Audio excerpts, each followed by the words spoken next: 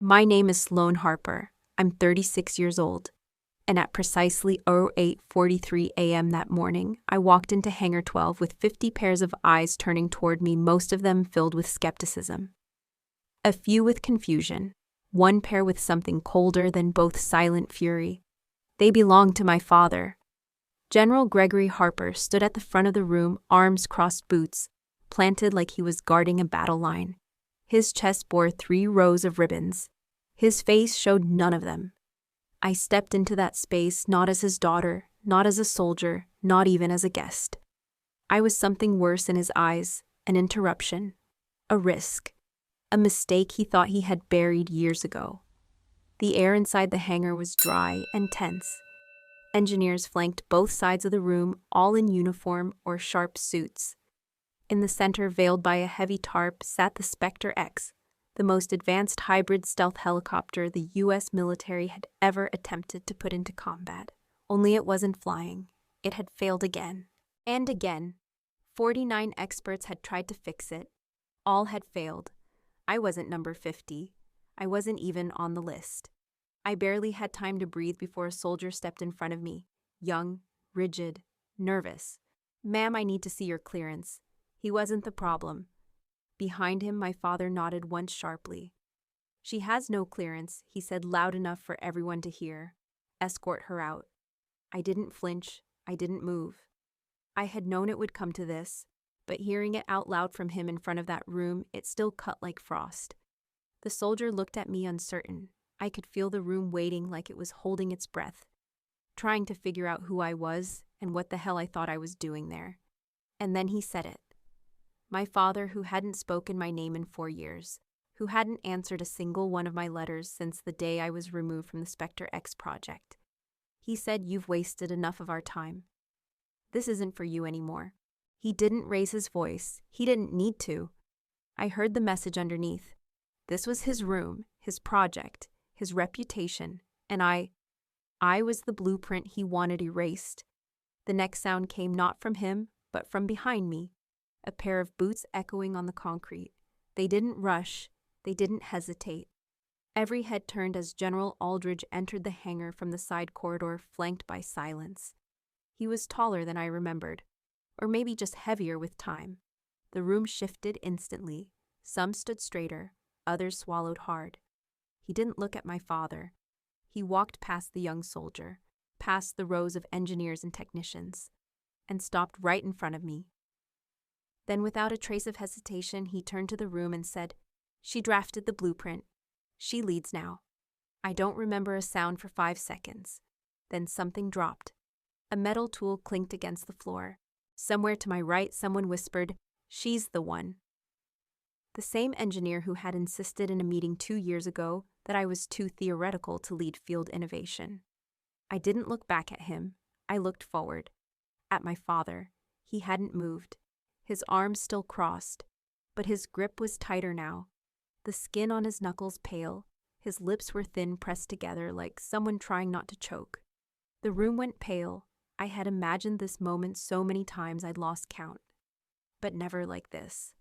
Never with a general pointing to me declaring the truth like a court verdict. Never with so many people standing still, unsure whether to applaud, to obey, or to apologize. And never with my father. The man who once said I was too soft for combat tech, too emotional for strategy, too naive for leadership. Watching me take back the very thing he had taken away. He didn't say a word. Not when Aldridge handed me the mission file. Not when the team leads were instructed to report to me. Not even when I walked past him and unzipped the tarp covering the failed Specter-X. I ran my fingers across the side panel. It was still warm, still waiting. I turned to the room. "Let's start," I said. And for the first time in years, they listened. I was born in a house with maps on every wall and silence in every hallway. My father was a soldier long before he was a father, and even longer before he ever tried to be human. I say tried because I don't think he ever truly wanted to be anything other than what the uniform allowed him to be: disciplined, distant, and feared.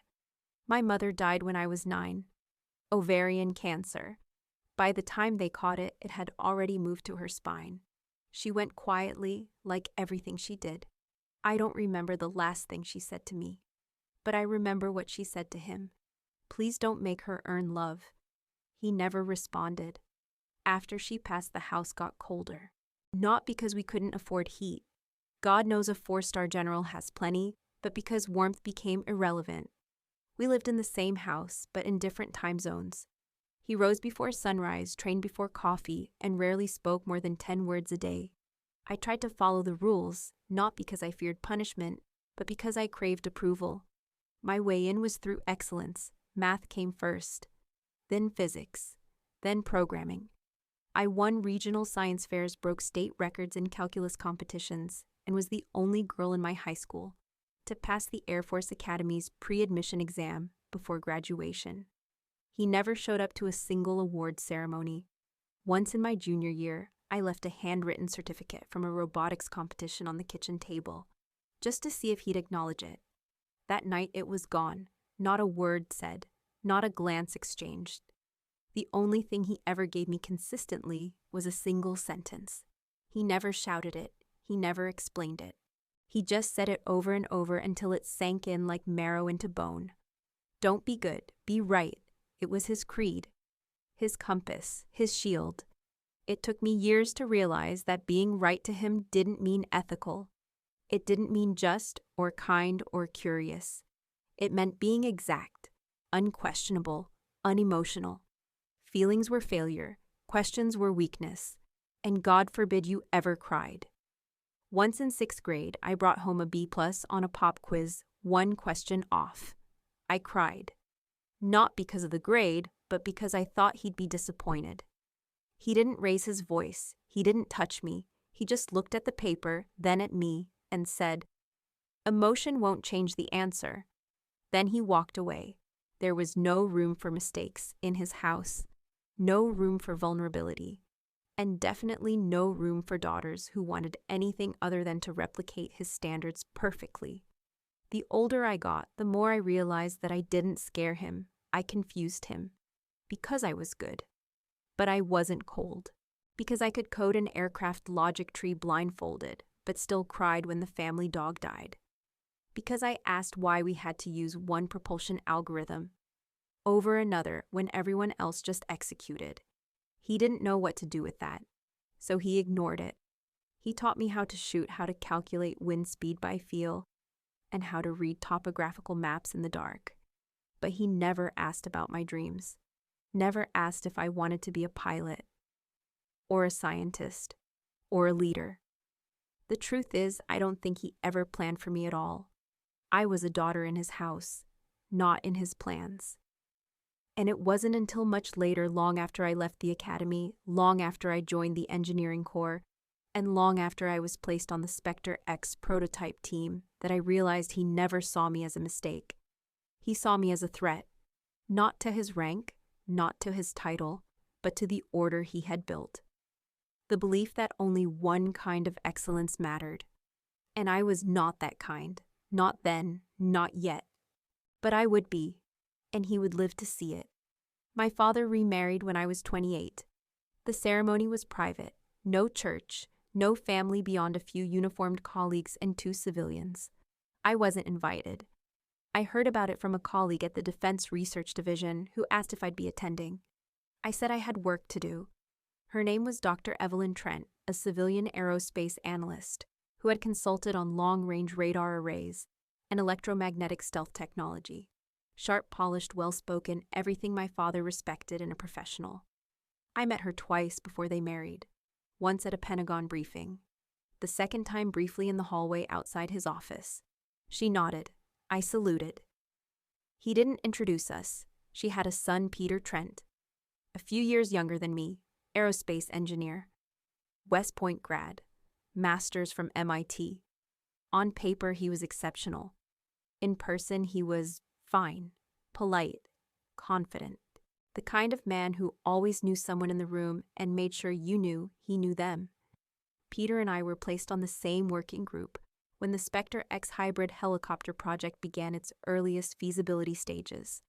The goal was to build a low-noise, heat-reducing combat aircraft capable of evading modern detection across infrared sonar and magnetic fields. It was ambitious, nearly impossible, which was why I loved it. I helped sketch out the preliminary model for the thermal balancing system using a variable mesh algorithm I'd been building since my second year in grad school. It wasn't elegant yet, but it worked.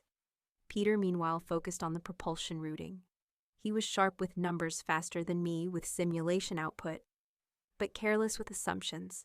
We debated, often quietly, respectfully, but with increasing friction. One afternoon during a closed-door meeting, I challenged a pressure calibration he proposed. He smiled, raised both hands, and said, "You might be right, Sloane. Or maybe you just like making theory sound like gospel." Some people laughed. I didn't. Neither did the test model. My warning turned out valid.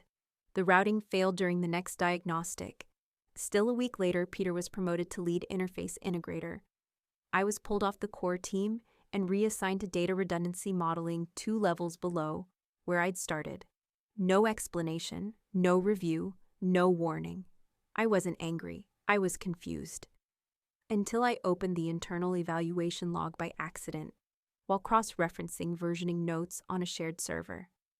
The file wasn't labeled with names, just project codes, but the comment stood out in red, tagged with my ID number and a familiar 3-initial reviewer code, GH. The note read, "Strong theoretical capacity, but application remains too narrow. Tendency to isolate. Lacks team adaptability. Recommend rotation out of central design. Not suitable for current operational phase." And then below it, one more line, an addendum added a few days later, "Theory heavy. Not aligned with dynamic execution requirements." My father had signed off on my removal, not just as a general, as my superior. And Peter? He stayed. He led. He became the boss of Specter-X development in every internal memo and briefing deck. I showed up to the lab the next day, cleared out my desk, and said nothing. I didn't fight. Didn't protest. I simply left. That evening, I drove home in silence, the city lights flickering through my windshield like errors on a faulty console. I knew then this wasn't about merit. This was about replacement. My father had never called Peter son. Not in public, at least. But in every meeting, every hallway nod, every closed-door promotion, he made his preference clear. He had chosen. And it wasn't me. Not because I wasn't good enough, but because I was inconvenient. I didn't ask for favors. I didn't play politics. I didn't fit the order of his new life, his new family, his new hierarchy. That was the day I stopped believing in fairness. But it was also the day I started believing in myself quietly, stubbornly, completely. If I couldn't have their permission to lead, I would earn their regret. And eventually I did. The Specter-X was beautiful on paper. Sleek composite frame, hybrid turbine electromagnetic engine, full stealth modulation, and a theoretical zero detection window of 28 minutes in high threat zones. It was everything a next-generation combat chopper was meant to be. But like most beautiful things in theory, it didn't breathe right in reality. In the first 6 months of development, my focus was the thermal regulation subsystem, the part most people overlooked. Everyone wanted to talk propulsion lift, efficiency, noise cancellation. I cared about heat, the one thing you can't cheat in physics. The Specter-X was designed to run whisper quiet and invisible. But running quiet meant pushing certain subsystems beyond standard tolerances. The heat generated inside the central rotor housing exceeded 70 degrees Celsius, under full output in controlled simulations. That was high, too high. I noticed it during a diagnostic loop late one night. A harmonic pulse barely noticeable appeared once every 11.2 seconds. At first I thought it was noise. Then I matched it to the rotor synchronization rate.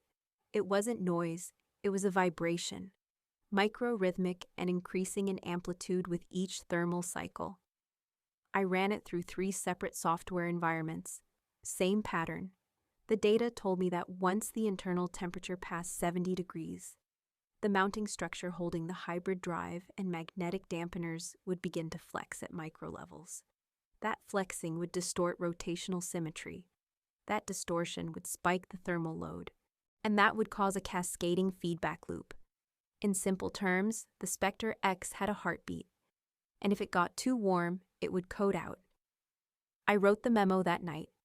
8 pages, charts, graphs, recorded logs. I titled it Thermal Pulse Oscillation Risk Category, Yellow Escalating. I submitted it directly to the system's risk inbox, copied engineering command, flagged the lead design coordinator. Then I waited. 3 days passed. Nothing. A week later, I got a response. From Peter, appreciate the thoroughness, Sloane.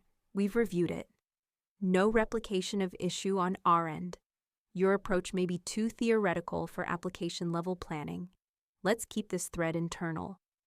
No need to raise alarm, no follow-up, no call from QA, no second look. The memo disappeared. So did any trace of my original diagnostics. When I logged into the system a week later, I found my user access downgraded.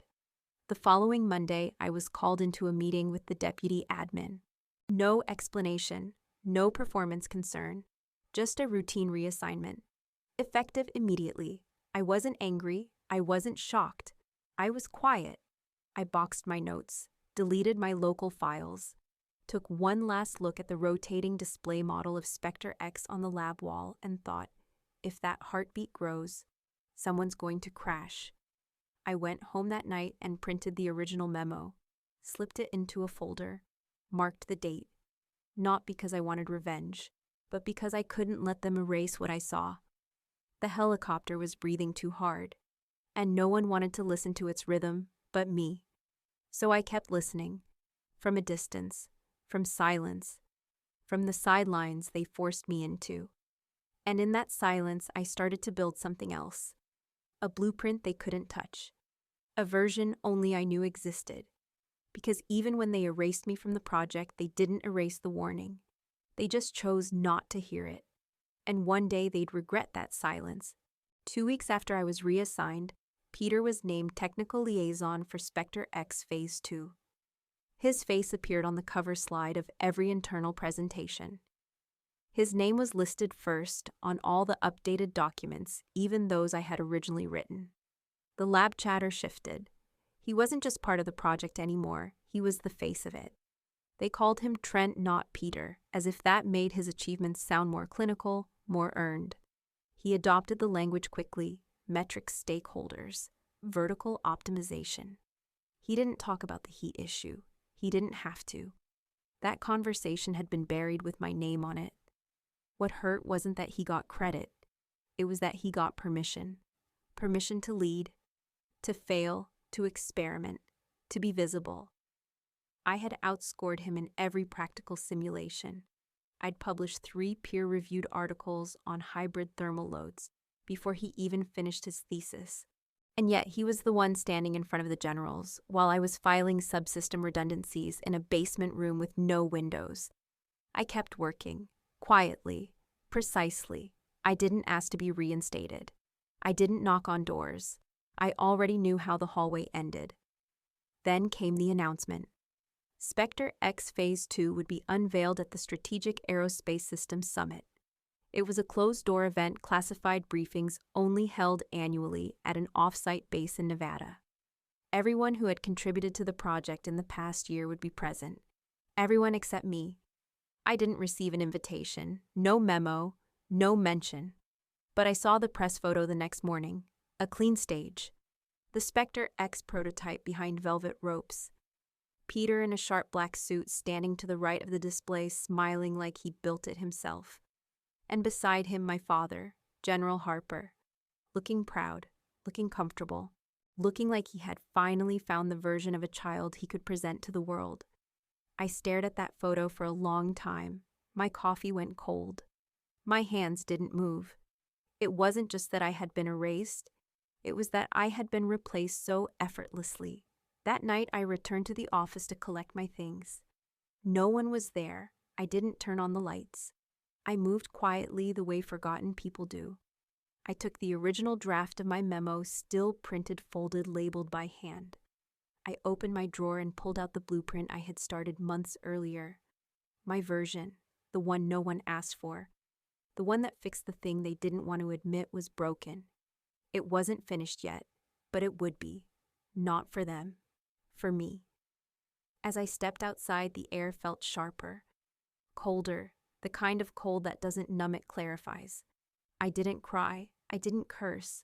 I didn't promise revenge. I just knew I was done waiting to be seen. They had chosen Peter. My father had chosen Peter. But the machine, the system, the Specter-X, it didn't care about legacy. It only cared about truth. And truth has a way of coming back, especially when it's been ignored. So I walked out of that building, blueprint in hand, memo in my bag, and a new kind of silence in my chest. Not the silence of rejection, the silence of resolve. They thought I disappeared, but I hadn't vanished. I was just stepping out of their shadow so I could build something they couldn't touch. In the spring of 2023, Specter-X was scheduled for its first major demonstration outside of controlled environments. The Department of Defense had selected Fort Ravenshade, a classified test base in Nevada, as the site for a live fly presentation and exclusive briefing for senior military leaders, top congressional defense staffers, and selected NATO liaisons. The stakes weren't just high, they were existential. Billions of dollars in investment, years of theoretical engineering, dozens of careers built or broken on this project's success. I wasn't there, of course. I learned about it weeks after the invitation list had been finalized. Peter was set to lead the technical overview. My father would deliver the closing remarks. A joint appearance, strategic optics. The Golden Boy and the Iron General. I watched the test on a private internal feed. I still had access to one encrypted channel, a leftover from my system's audit clearance. I knew it would be wiped eventually, but for now, I held onto it like a live wire. The demonstration began at 07:00 sharp. The Specter-X lifted off cleanly. Smooth acceleration. Noise levels stayed below 32 decibels, nearly imperceptible, even to tactical listening arrays. The magnetic shielding engaged properly. It flew like a ghost across the desert skyline, hugging terrain with an elegance I once dreamed of designing. But dreams have a strange way of returning as warnings, and I had already seen what would happen. At minute 16, I noticed a flutter in the feed's telemetry, a microsecond hiccup in the rotor speed feedback. Barely noticeable unless you were watching for it. I was. At 17 minutes and 12 seconds, the anomaly magnified. The hybrid drive stalled, the rotor drag increased, and then the thermal feedback loop snapped shut. Specter-X lost full engine response. Dead in the air. The emergency pilot disengaged all assistive systems and triggered fallback descent mode. The helicopter tilted sharply, dropped 42 feet in less than 5 seconds, and barely stabilized enough to land hard, but safe on the far edge of the landing zone. No explosion, no fire, but also no success. The feed cut almost immediately, then silence. No official report came out that day, no footage released to the press. The only headline I saw was a brief in a defense blog, minor setback in stealth rotorcraft demo. DoD withholds comments. But inside the walls of that hangar and inside the rooms where decisions are made behind 10 layers of clearance, panic had already erupted. The NATO observers returned to Brussels unimpressed. The congressional staffers canceled follow-up briefings, and the Department of Defense issued a formal inquiry into systems instability related to electromagnetic thermal loading, a phrase so carefully written it barely sounded like the fire alarm it was. But I knew. They had walked straight into the failure I warned them about. I didn't feel vindicated. I felt sick. Because I hadn't predicted the failure, I had documented it. I had written it down, flagged it, escalated it, and begged them to look. And they buried it. I spent that night rewatching the clipped footage, frame by frame, logging every second of deviation, every tilt, every heat spike. I compared it to the archived data from my original simulations. They matched within a 0.3% margin of error. My blueprint had been right. Not perfect, but right, and no one had read it. Peter went silent for 2 weeks. His name disappeared from the internal staff logs. The task force assigned to review Specter-X's failure began pulling in new experts, external, expensive, and desperate. Some of them I had read about. Some I had trained with. All of them had less experience with the thermal regulation problem than I did. But I didn't reach out. I didn't try to claw my way back. I waited. And I listened. Because failure has a sound. It's not dramatic. It doesn't explode. It pulses like a second heartbeat. The same one I'd heard over a year ago. The Specter-X didn't crash. But it didn't fly either. And in a program like that, not flying is the same as falling. Behind closed doors, a message started to circulate.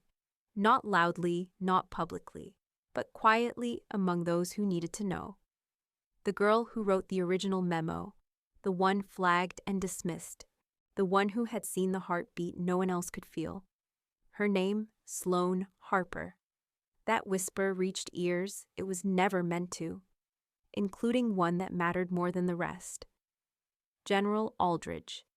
He'd signed my removal from the system's audit list 2 years earlier. He hadn't even looked at the memo himself, just followed the summary review, approved the rotation, and moved on. Now he was the man being asked why the most expensive aircraft in recent memory couldn't last 20 minutes in the air. The request came from above. Find out what happened. Find out who knew and didn't say anything. That answer led him straight to a folder labeled Thermal Pulse Oscillation Risk Category Yellow, signed S. Harper. They erased me, but paper doesn't forget. And that signature was the first thing that made them remember. After the Specter-X failure at Fort Ravenshade, the program entered what the brass called red phase reassessment. Internally, that meant chaos. Externally, it meant silence. They called in everyone. Literally 49 experts from different defense contractors, military research centers, and private aerospace think tanks. Some came with impressive titles: Chief Systems Architect, Lead Propulsion Engineer, Senior AI Flight Coordinator. Some had worked on stealth drones, others on 5th-gen jets. They replaced every major input module in the system. New sensors, new chipsets, new synchronization interfaces. The rotor programming was rewritten. The electrical routing was rebuilt from scratch.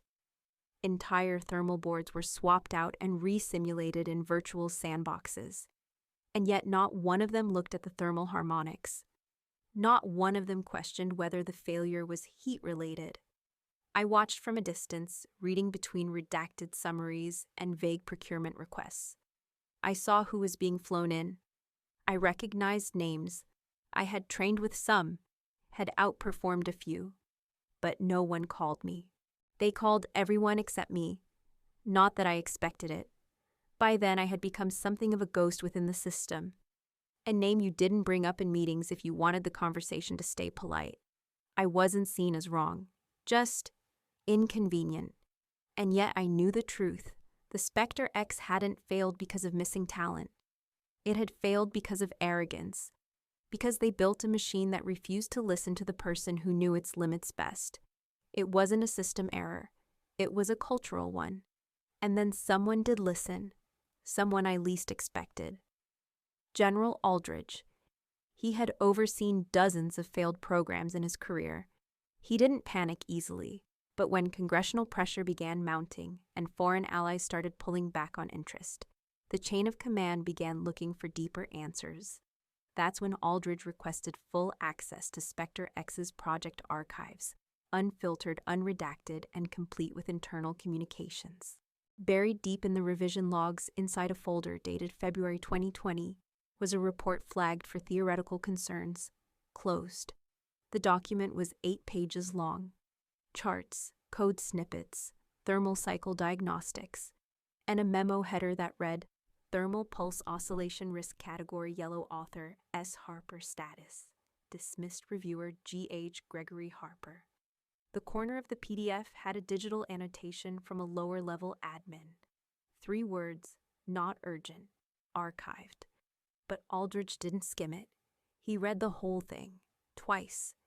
He didn't tell anyone what he was thinking, not yet. Instead, he pulled up my personnel file, saw the reassignment note, saw the recommendation line marked Theory Heavy. difficult integration. Recommend exclusion from Phase 2. And next to it, his own signature. He had approved my removal in 2021. He hadn't remembered. To him, I was just one of dozens of names cycled through the system. Until the failure made him read what I wrote. Until the silence forced him to listen. He didn't ask for permission. He didn't notify the review board. And he certainly didn't tell my father. He made one call. To me. I didn't recognize the number. Didn't answer the first time. But when it rang again, I picked up. His voice was steady, low, commanding but not cold. Sloane Harper. Yes, this is General Aldridge. I'm calling to ask if you're still familiar with the Specter-X heat regulation model. There was a pause. A long one. He didn't fill it. He let it sit. I said I drafted the first version of it. He cleared his throat. I know. I read it. And I'm asking if you're willing to look at it again this time with full access. No restrictions. No politics. I asked the only question that mattered. Does my father know you're calling another pause? Shorter, sharper, no. And I'd prefer it stays that way, for now. His tone wasn't disrespectful. It was deliberate, and it told me everything I needed to hear. He was trying to fix what he had helped break. I didn't say yes right away. I didn't say no either. Instead, I asked for one thing. Send me the last 30 minutes of flight telemetry, unedited. He did. Within the hour.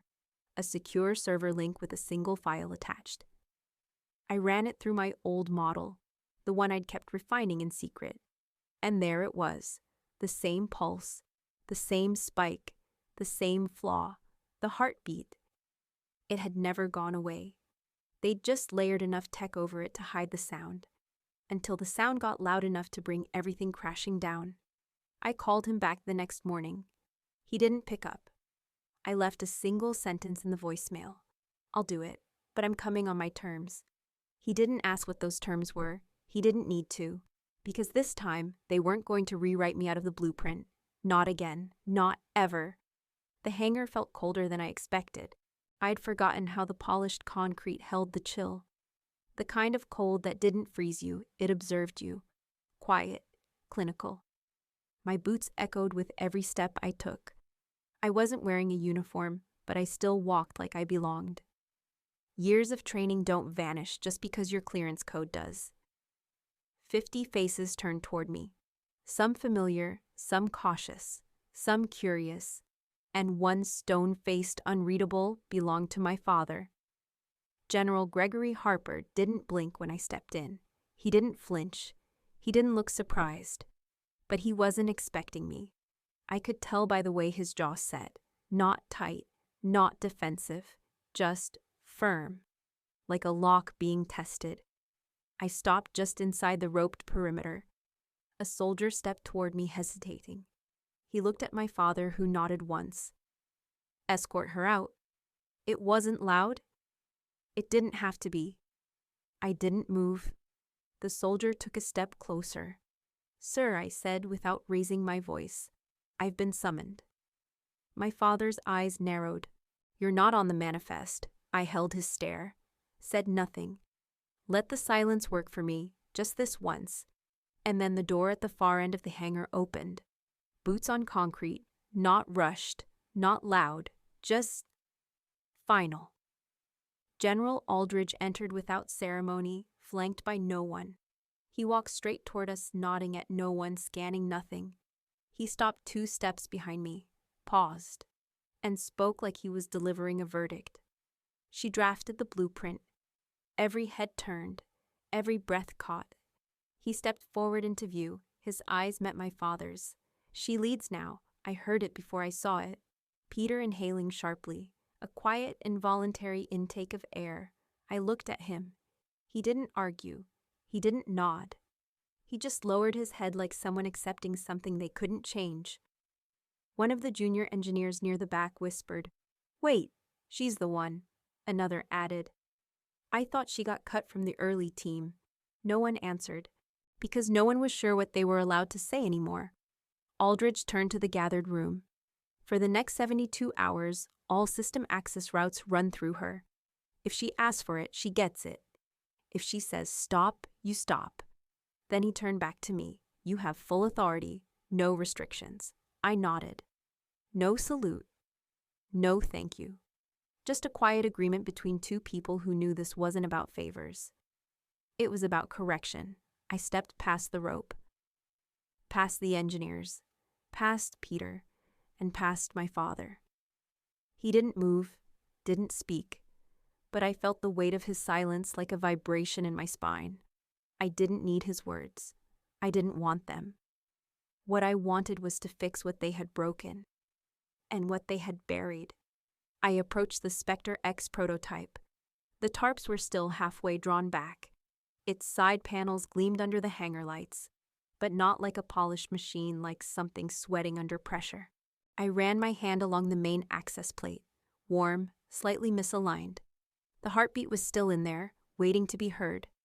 I didn't ask for help, didn't assign tasks. I just opened my case, pulled out the tools I had brought, old one's familiar analog, a mechanical stethoscope, a portable vibration scanner, a temperature probe custom-built from parts I soldered myself. The engineers watched, some skeptical, some fascinated. I didn't explain, I didn't justify. I let the work speak first. Within minutes, I found the pulse. The micro vibrations still present, still rhythmic, amplifying under simulated load. I adjusted the dampener settings manually, not through software, through feel, because this machine wasn't a set of codes. It was a system with symptoms, and systems don't always respond to commands. Sometimes they respond to attention. I worked for 2 hours without pause. No one interrupted. Peter hovered nearby once, then stepped back. He didn't say anything. I think he knew better. Or maybe he finally saw. My father never came closer than 10 feet. He didn't leave, but he didn't step forward.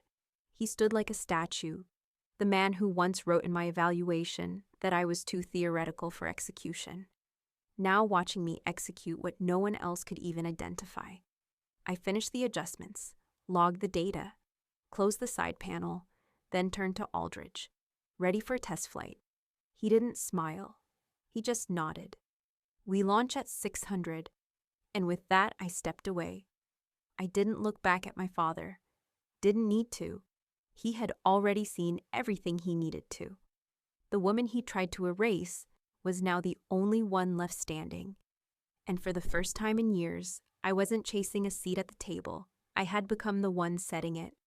I returned to the hangar the next morning before sunrise. The world was still gray outside, and inside the lights hadn't fully warmed up yet. It made the place feel more honest, less ceremonial, more like the space I remembered from before everything was taken from me. No one else was there yet. That was intentional. I needed time, not with people, with the machine. Specter-X sat like a grounded beast, all power and potential, silent and still. No one had touched it since I closed the panel the night before. The room around it remained as I'd left it, tool carts pushed to the side. Data pads, powered down cables, coiled but ready. I unzipped my bag and pulled out my own instruments. Not military issue, not contractor approved. Tools I had built, modified, and calibrated by hand over the last 2 years. A portable infrared sensor rig, a mechanical stethoscope with vibration plates retuned to detect thermal resonance, and a paper notebook. No screens, no autocorrection, no syncing. Just ink margin notes and margins that I filled the way other people fill silence with purpose. I attached the IR rig, first setting 3 contact points along the engine's thermal isolation sheath. The diagnostics they had run before those 50 specialists from 5 different defense labs, they all started and ended with digital input. But you can't hear a machine through a screen. You have to listen, and machines don't lie. They just whisper. I activated the stethoscope, pressed it against the lower core panel, and closed my eyes. And there it was, the heartbeat. Faint, intermittent, but real. A low-frequency tremor cycling every 11.4 seconds under resting conditions. I wrote it down. Next, I triggered a simulated load increase thermal, not torque. A forced buildup in heat meant to replicate 15 minutes of flight without actual ignition. At the 13-minute mark, the pulses changed, not in volume, in rhythm. They went from consistent to fractured like a skipped beat trying to find its way back. This was what caused the system failure. It wasn't a glitch. It was a pattern, a response to pressure that no digital model had been able to sustain. I took a deep breath and opened my notebook to the blueprint I had drawn over a year ago. The lines were still clean. The layout was still elegant. But it needed one change. There I circled the dampener module, then redrew the positioning, shifted it 2.7 centimeters westward in the frame alignment, adjusted the material callout, replacing a composite-grade coupling with an elastic alloy blend I had tested myself in off-grid labs. Then I flipped the page and diagrammed the change in airflow from the heat exhaust junction. That was where the feedback loop started to misfire, not because of design flaws, but because of rigid assumptions. No one ever challenged the original placement because they thought the AI optimizations were superior. But optimization isn't the same as intuition. And intuition told me that heat doesn't just flow. It dances. And this design had been fighting the rhythm since day one. By the time the tech crew arrived, I had already finished my sketches, finalized the modifications, and submitted a requisition for a custom fabricated damper plate. They didn't question it, didn't try to slow me down. Peter stood in the corner for most of the day, quiet, occasionally checking his tablet, but mostly watching. I didn't ask why. I didn't need to. I knew what he was thinking. Knew that somewhere in that calculated, polished mind of his, a part was starting to realize I hadn't been wrong. I had just been invisible. I worked for 10 hours straight.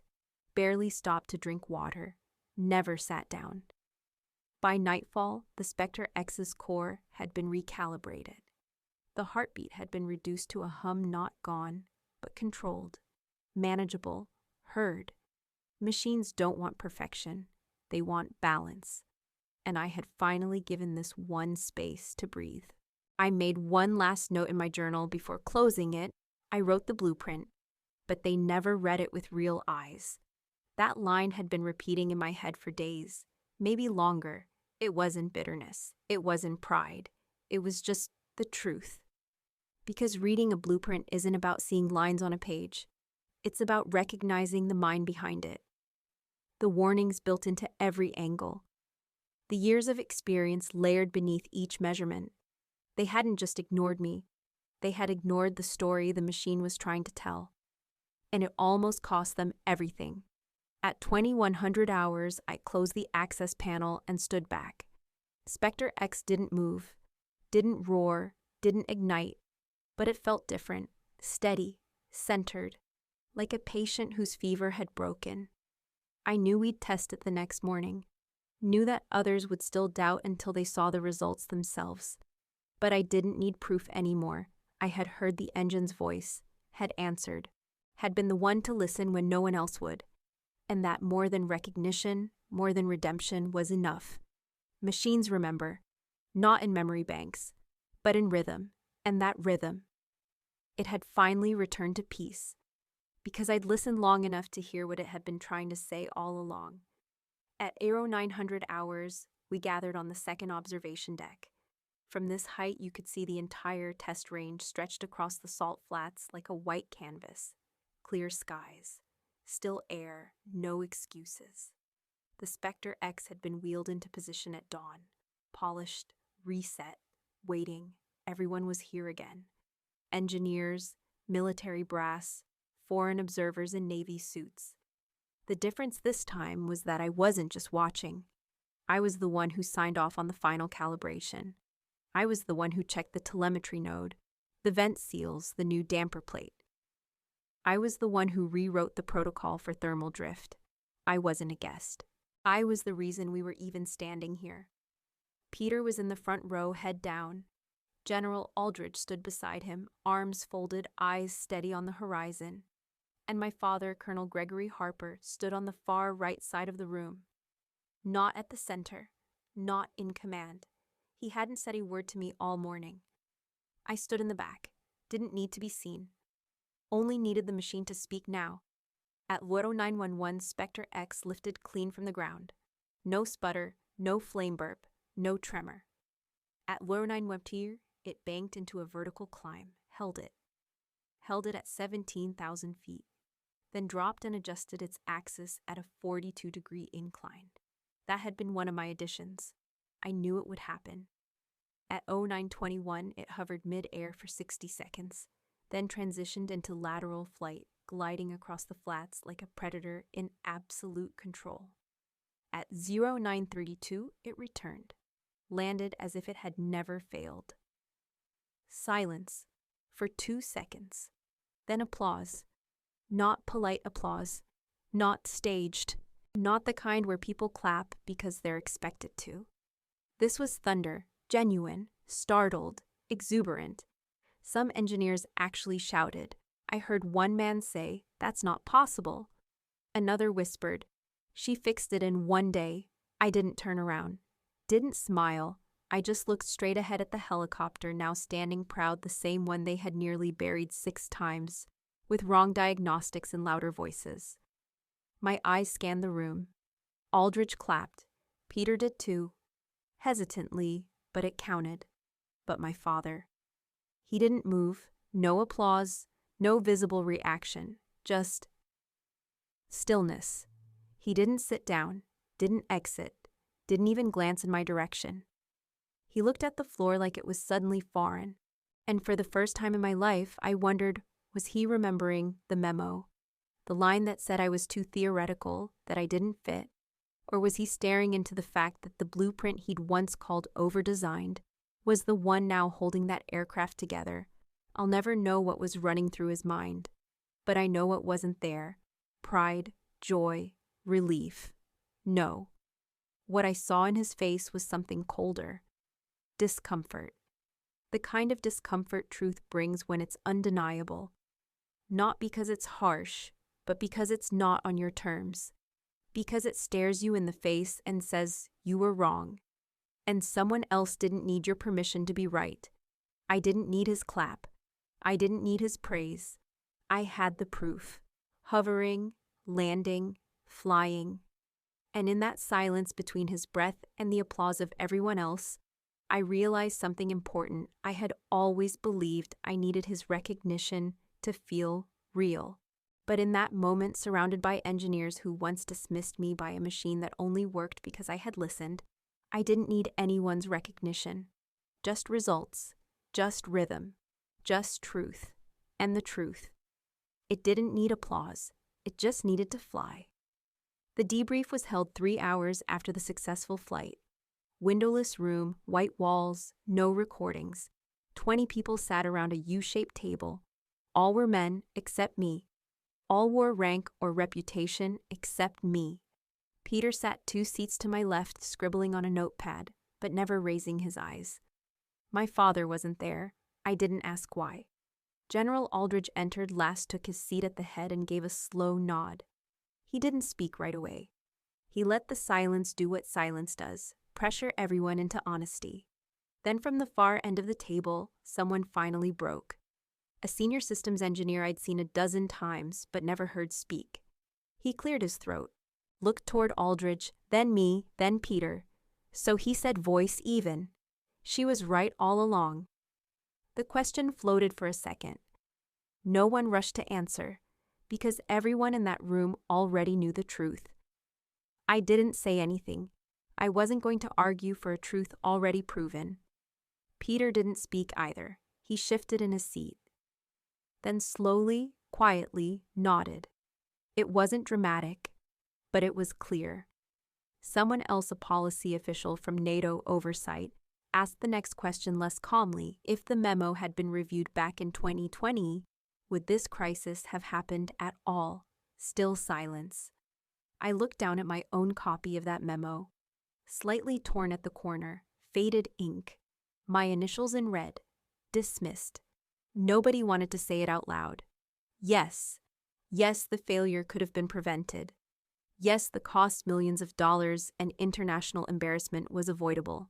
Yes, I had been right from the start. But no one said it. They just shifted, fidgeted, looked at papers that weren't relevant. Then Aldridge finally leaned forward. He didn't clear his throat, didn't raise his voice. He just said that memo passed through my office in late 2020. I didn't act. I didn't ask questions. That's on me. The room stilled again. Someone tried to interrupt to deflect, but Aldridge held up his hand. I take responsibility, he repeated. Blame doesn't interest me. Correction does. I respected him more in that moment than I ever had before. Not because he defended me, but because he didn't defend himself. There was nothing more to say. The room didn't erupt into apologies. No one got emotional. But things shifted quietly, permanently. That's the thing about truth. It doesn't always win arguments, but it lingers, it changes posture, it stains silence. I walked out without waiting for closing remarks. No one stopped me. But one man did follow me to the door. Peter, he didn't say anything. Just placed something in my hand, a small flash drive. Your original code. I found it on the server, he said. Then he left. No explanation, no justification. Just the weight of a quiet admission. For some, that day was a disaster averted. For me, it was the day I stopped asking for permission to be right. 3 weeks later, my name was printed legally publicly, and finally in the official Specter-X design archive. It sat on page 1 of the revised technical documentation filed under Primary Systems Architecture Thermal Dynamics Division. Under it, in clean bold type, lead engineer Sloane Harper. I stared at the PDF file for 10 full minutes the first time I opened it. Not because I didn't believe it, but because it felt quiet. Not triumphant, not vindictive, just steady. The kind of quiet that follows a storm, where everything's still standing, but now the structure finally reflects the truth. That morning, I received a call from the Office of Military Technology Certification. They were uploading the revised documents to the Pentagon's internal system. My authorship would now be tied by protocol to every upgrade derived from Specter-X moving forward.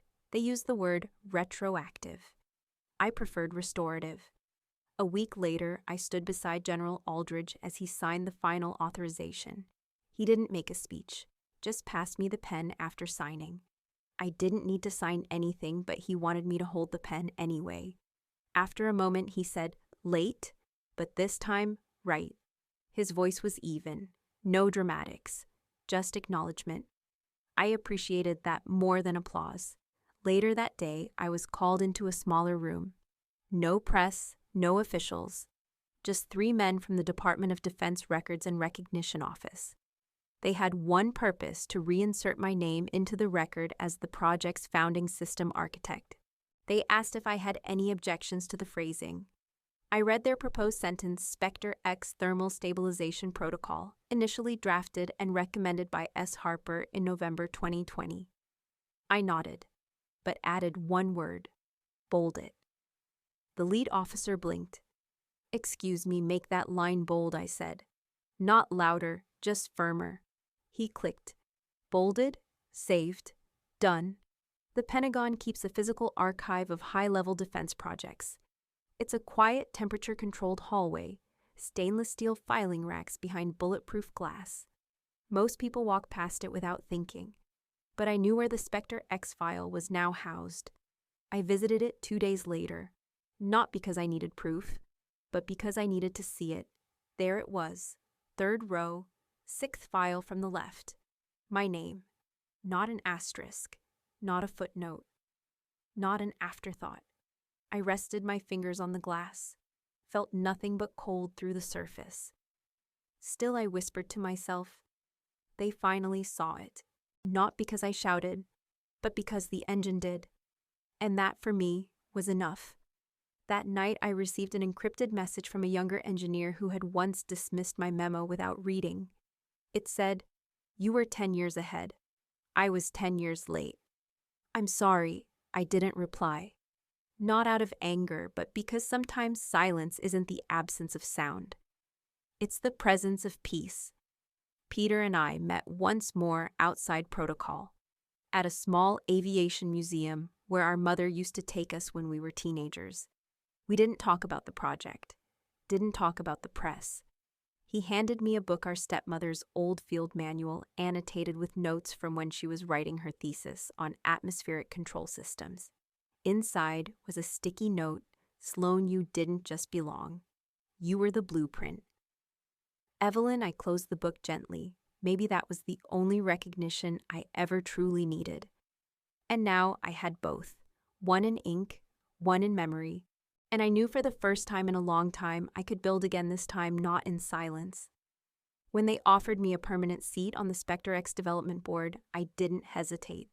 I declined, respectfully, clearly, without a second of doubt. I had done what I came to do: restore the system.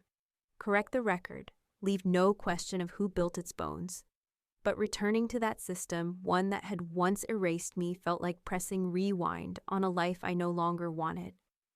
I didn't want applause, I wanted momentum, and I wanted to build something that couldn't be dismantled by ego or protocol. 6 months later, in a quiet industrial district just outside Fort Worth, I unlocked the doors to the Harper Initiative. Not a base, not a lab, not a think tank, but an academy, specifically for young women with an interest in systems engineering, aerospace design, and robotics. With one admission requirement: you had to be the daughter of a U.S. veteran. I didn't advertise it, didn't hold a press conference, just opened the doors and waited. They came, not in droves, not with polished resumes, but with notebooks full of sketches, hands that smelled like soldering flux, eyes that burned with questions no one had ever encouraged them to ask. I knew those eyes. They were mine 15 years ago, standing in a garage with parts stolen from lawnmowers and old radios, begging anyone to let me build. Now I was that someone. We started with 12, then 28. By month 5, there were 43 girls, some from military families who'd moved every year, some who had never touched a circuit board before. We partnered with a private aerospace lab that donated old engine models. A retired lieutenant colonel funded our thermal simulation station, and an anonymous donor, later revealed to be General Aldridge, paid for the 3D printers. We didn't teach for exams. We taught for curiosity. My favorite sign in the lab read, "Reverse engineer the question, not just the answer." We hung it right above the whiteboard. I declined 3 speaking invitations that year, all from organizations that had once ignored my research. I didn't do bitterness, but I also didn't do branding. Our work didn't need spotlight. It needed stability. One Wednesday morning in early fall, a package arrived. No return address, no markings except a single name in black ink: S. Harper. Inside was a box lacquered wood, military style. Old but polished, its latch still intact. And inside it, wrapped in archival paper, was a photo. Me, age 7, covered in grease, holding a remote-controlled plane I'd built from spare metal strips. Next to me, stone-faced, stood my father, not smiling, but not leaving either.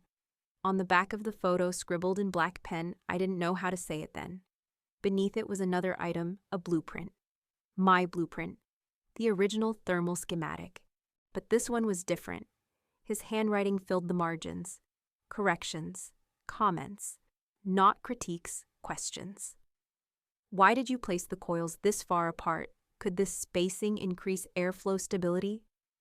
What if we integrate a dual-core sensor here at the very bottom in cleaner script? I read it now.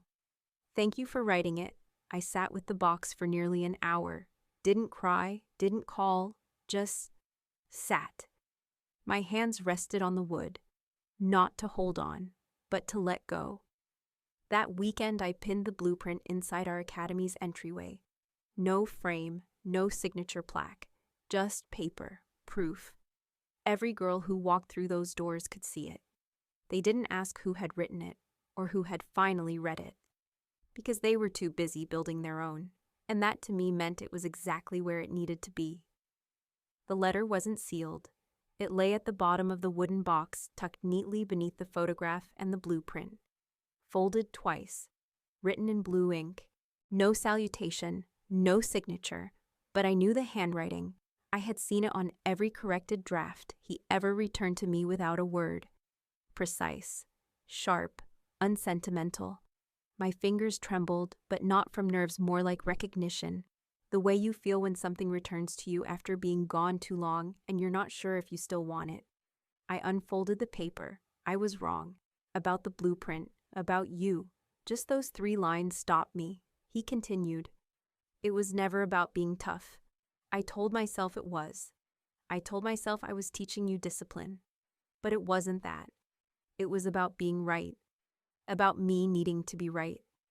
I kept reading. I read your memo. Not because someone made me. I found it in an old file, almost deleted. Your handwriting was smaller then. Your calculations weren't. There was a smudge after that line. Maybe a pause. Maybe something unsaid. You saw what none of us did. And when I watched that thing fly, I didn't clap. Not because I wasn't proud, but because pride and shame don't fit in the same chest at once. You warned us. We dismissed you. He didn't try to justify it. Didn't mention Peter. Didn't talk about Evelyn. Didn't bring up the years in between. Just one final line. I don't know if this counts for anything now, but I see it. All of it. And I'm sorry. That was it. Not signed. Not dated. But I knew the year. And I knew it took him all of it to write that. I folded the letter back deliberately, gently. Edges aligned. Ink pressed in place. I didn't cry. Didn't shake. Didn't whisper anything back to it. Instead, I placed it beside the blueprint. The one they once said was too theoretical, too cautious, too much her. The edges were worn now, yellowed from sunlight, curled from humidity, but it still held. Like I did. There was no reply to send, no phone call to make, because I didn't need to prove anything anymore. I had already built something far beyond apology. A legacy not grounded in correction, but creation. For years I had carried the weight of not being chosen, of being brilliant but invisible, precise but doubted, present but erased. Now the silence that once drowned me had become my strength. In that quiet, I listened. I listened to data, to patterns, to instinct, and eventually to myself. My father once said, "Don't be impressive, be correct." I spent years trying to meet that mark, until I realized it wasn't about being correct for him. It was about being complete for myself. The system I designed flew, not because they believed me, but because I never stopped believing the numbers, the model, the rhythm, and yes, my own mind. So I didn't send the letter back, didn't write one in return. Instead, I made room for it, on a shelf. Next to the prototype turbine, a student and I had built from scrap aluminum.